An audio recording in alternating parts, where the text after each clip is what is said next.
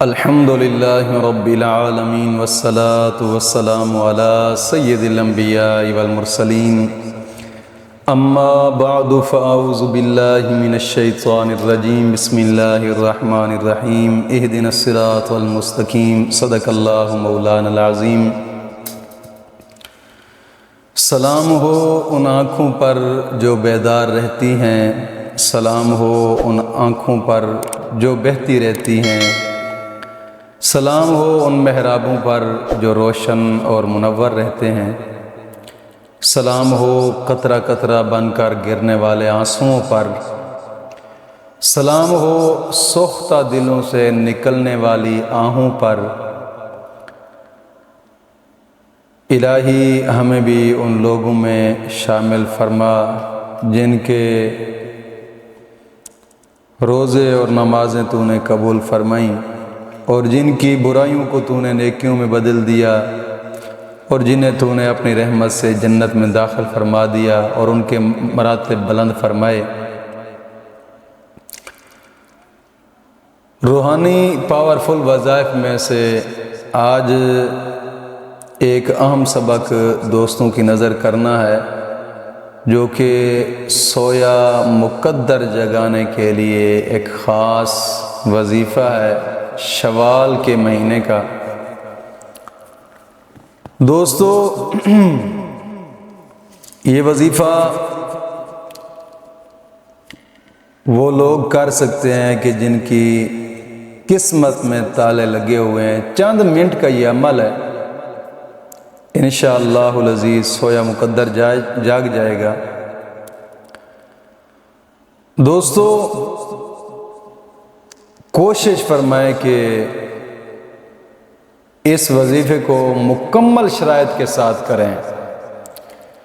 جب شرائط کے ساتھ وظیفے کو نہیں کیا جاتا تو ظاہری بات ہے پھر رجت ہو جاتی ہے، اور جب رجت ہو جائے تو پھر کہتے ہیں کہ یار ہمارا کام نہیں ہو رہا، وظائف کام نہیں کر رہے، حالانکہ ہوتا رجت کا مسئلہ ہے۔ اور پھر اعتراضات کیا ہوتے ہیں، یار فیک ہی ہوتے ہیں سارے یوٹیوب چینل۔ نہیں بابا، الحمدللہ تحریک تحفظ اسلام براڈ کاسٹ وہ چینل ہے کہ جس سے لاکھوں لوگوں نے فائدہ اٹھایا ہے الحمدللہ، اور لاکھوں لوگوں نے دل کی مرادیں پائی ہیں الحمدللہ۔ یہ ایک مجرب وظائف ہوتے ہیں جو ہم بتاتے ہیں، اور بزرگان دین کے آزمائے ہوئے وظائف، اس لیے تو ہماری شرائط بھی انہی بزرگان دین والی شرائط ہیں۔ تو دوستو، جب رجت پیدا ہو جاتی ہے تو پھر ظاہری بات ہے جب بھی کوئی وظیفہ کریں گے تو کوئی وظیفہ اثر نہیں کرے گا۔ تو رجت کا ایک آخری حل میں نے ویڈیو بنائی کہ جس کا لنک بھی ڈسکرپشن کے اندر موجود ہے۔ اگر آپ کے ساتھ بھی مسئلہ رجت کا ہے، رجت کے مسئلے کی یہ علامت ہوتی ہے کہ آپ جتنے بھی وظیفے کرتے جائیں گے کوئی بھی وظیفہ اثر نہیں کرے گا، تو یہ رجت کے مہینے کی جو رجت کے وظیفے کی ایک یہی علامت ہے۔ تو آپ سب سے پہلے رجت کا وظیفہ کریں، اور اس کے بعد پھر آپ جو بھی وظیفہ کریں گے تو انشاءاللہ وظیفہ اثر کرتا جائے گا۔ تو آج کے وظیفے کے لیے سب سے پہلی شرط یہ ہے کہ نماز کی پابندی کریں، اور ہر نماز کے بعد 11 مرتبہ کلمہ طیبہ اور 11 مرتبہ درود پاک، یہ اشد ضروری ہے۔ اور دوسری شرط یہ ہے کہ اپنے تمام گناہوں سے توبہ کریں، اور آئندہ گناہ نہ کرنے کا ایک پختہ عزم کریں۔ اور تیسری شرط یہ ہے کہ روزانہ کی بنا پہ کم از کم 2 رکوع قرآن پاک کی تلاوت کے لازمی کریں، اور قرآن کریم کی تلاوت کرنے کے بعد دعا بھی مانگیں، چونکہ حدیث پاک میں آتا ہے کہ قرآن کریم کی تلاوت کرنے کے بعد انسان جو بھی دعا مانگتا ہے دعا قبول ہوتی ہے۔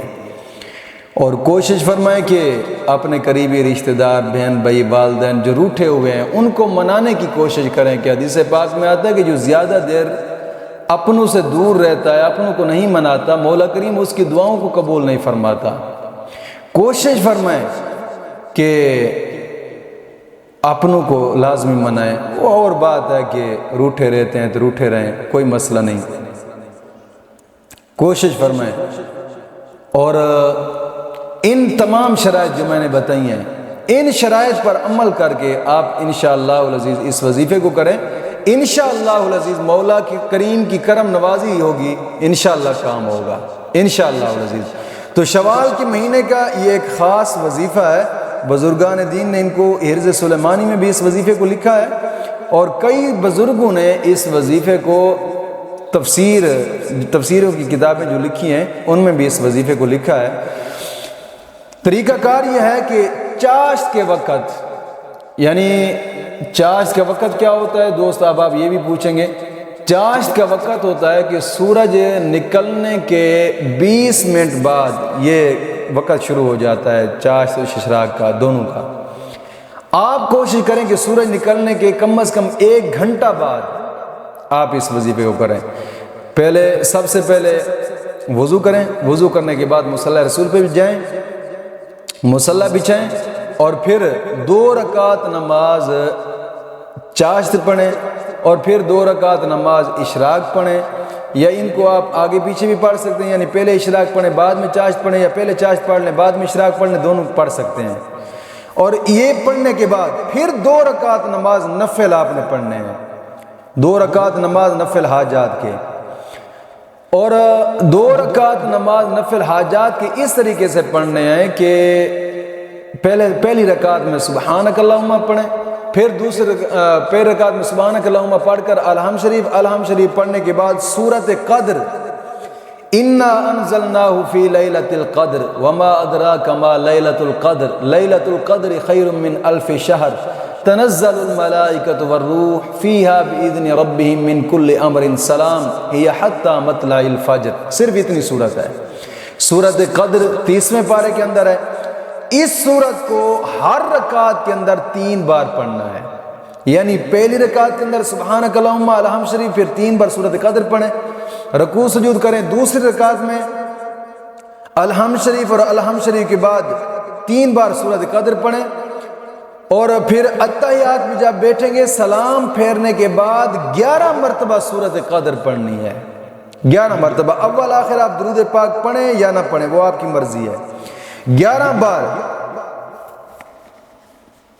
سورۃ قدر پڑھیں، اور سورۃ قدر پڑھنے کے بعد پھر آپ نے 15 بار سورۃ فاتحہ پڑھنی ہے، 15 مرتبہ سورۃ فاتحہ پڑھ کر پھر ڈائریکٹ ہی اللہ اکبر کہہ کر جیسے ہی بیٹھی ہے نا، 15 بار مکمل ہوگی ہے سورۃ فاتحہ الحمدللہ رب العالمین مکمل پڑھ کر، جیسے ہی بیٹھیں ویسے ہی اللہ اکبر کہتے ہوئے اب سجدے میں چلے جائیں۔ سجدے میں جا کر 3 مرتبہ سبحان ربی الاعلیٰ پڑھ کر اس کے بعد آپ جو بھی حاجت ہے رب کی بارگاہ سے مانگیں، انشاءاللہ العزیز مولا کریم عطا فرمائے گا۔ یہ بزرگان دین فرماتے کہ آپ اس طریقے سے جو مرضی چاہے آپ انشاءاللہ سویا ہوا مقدر جاگ جائے گا، بشرطے کہ جائز حاجت مانگیں۔ شادی کرنا چاہتے ہیں، منگنی ہے، کوئی بھی جائز حاجت ہے، آپ انشاءاللہ سجدے میں جا کر 3 مرتبہ سبحان ربی الاعلیٰ پڑھ کر اپنی حاجت مانگیں، انشاءاللہ مولا کریم عطا فرمائے گا۔